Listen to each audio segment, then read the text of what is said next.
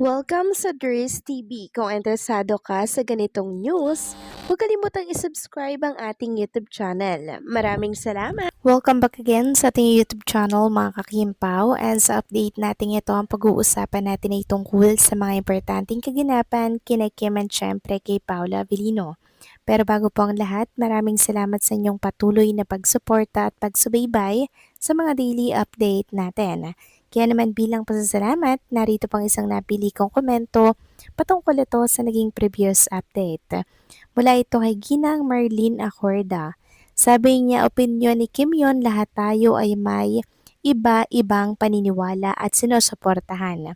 Basta ako as fan ni Kim Chu, ginagalang ko siya kahit magkakaiba ang paniniwala namin at sana malutas na ang mga problema sa bansa kasi sa bandang huli, tayong mamamayan ang maapektuhan at sana masagot na lahat ng mga magnanakaw at sangkot sa flood control. Karapatan natin yan bilang Pilipino na nagbabayad ng buwis pero nanakawin lang sa administrasyong to. Sana managot sila sa pangingialam ng pera sa kaban ng bayan, basta ako di susuko si Bato kung ang paghuli sa kanya ay dito sa atin lilitisin. Hindi sa ibang bansa, laking sampalian sa ating hudikatura.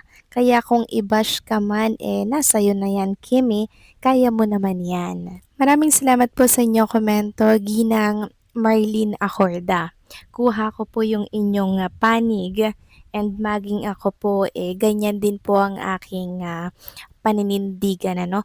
Tama po kayo dyan. Iba-iba man po tayo ng opinion, pero pagdating po mga kakimpaw, sa opinion ng sinusuportahan po nating artista, labas na po itong ating pag-idolize sa kanila at syempre ginagalang din po natin yan. And agree po ako sa inyo, Ginang Marlene Acorda, diba? Susuko po si Bato de la Rosa or Sen Bato de la Rosa kung dito po lilitisin sa ating bansa. Kaso nyo pag sumuko, doon na po ipapadala sa dahig.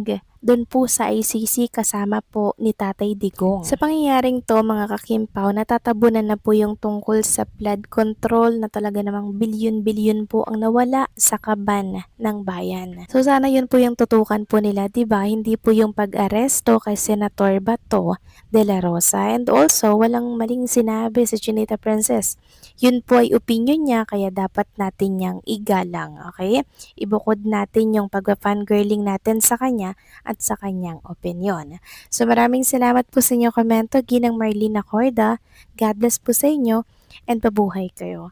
So ito na nga pag-usapan na natin mga kakimpaw, mga topic po na nakalap natin sa update na to at unahin na nga natin pag-usapan ang pag-repost lang naman ng mga Instagram story na pagbate ni Chinita Princess Per Paolo kahapon. Ayan, i-flex ko na lamang po sa mga screening nyo yung pag-repost ni Paolo sa kanyang Instagram story din. Kahit simpleng action lang to mga kakimpaw, sobra pong nagpapasaya at nakakilig ito para sa ating mga Kimpaw fans. At kanina nagulat din po ba kayo dahil biglang appear lang naman ni Chinita Princess sa It's Showtime kanina. Akala nyo wala pa, no? Actually mga kakimpaw, tinapos niya lang po talaga yung birthday celebration ni Paolo Avellino. Pagtapos po talaga ng birthday ni Paolo, tsaka po talaga yan lalabas. At isa lang po ang napansin natin, blooming at super saya ng isang Chinita Princess.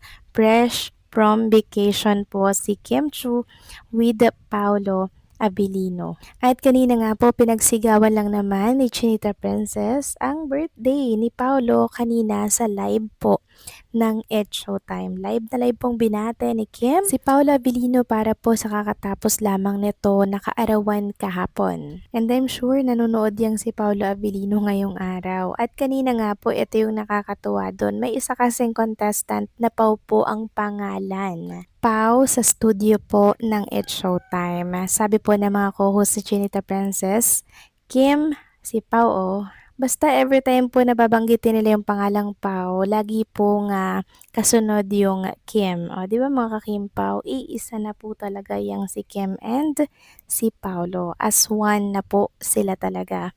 At dahil nga dyan sa pagpaparinig po ng mga co-host ni Kim sa It's Showtime, naisip tuloy ng ilang mga fanay na baka nasa backstage lamang daw si Paula Avellino and hinatid si Chinita Princess kanina at aantayin na rin. Yan po yung usapan sa plaza mga kakimpaw na hindi naman po malabong mangyari.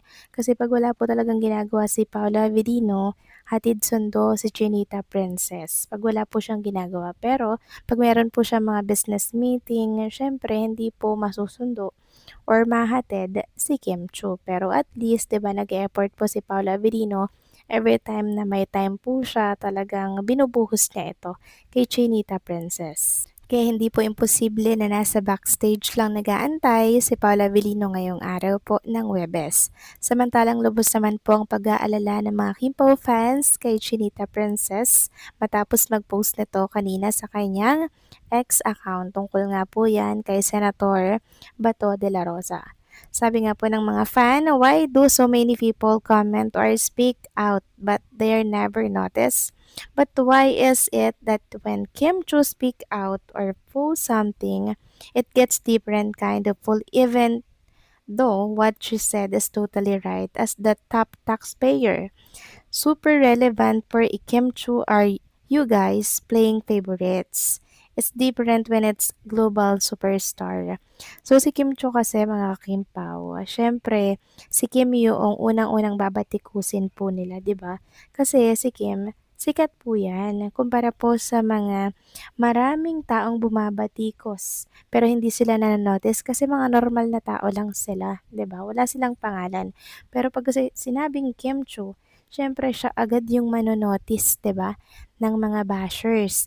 Kaya naman inulan po talaga ng batikos yung post na yon ni Chinita Princess na sabi nga ng iba, ikaw kaya yung ganyanin na ikulong ka sa ICC, susuko ka pa ba?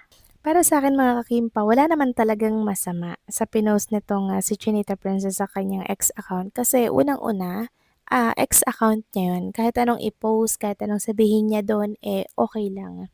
Valid yan. Bilang isang Pilipino, 'di ba? Normal lang magbigay po ng opinyon.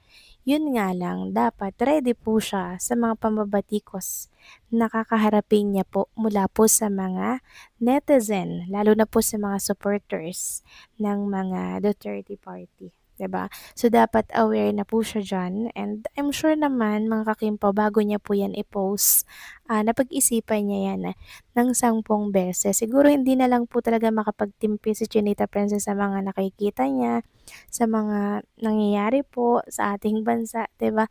Grabe, ang dami na po kasing mga nangyayari.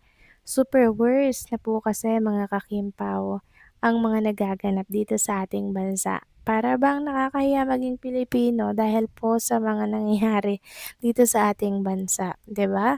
Pero syempre, bilang Pilipino, meron po tayong magagawa at yun ay ang pagkakaisa, pagtutulungan na sana yung tama naman po ang ipaglaban natin, 'di ba mga kakimpaw? So kayo ba, ano po yung opinion ninyo ukol po dito? Valid po 'yan, wala po tayong pipiliin, wala po tayong panghihimasukang komento dahil tayo po ay iisa lamang na supporters ni Kim and Paolo.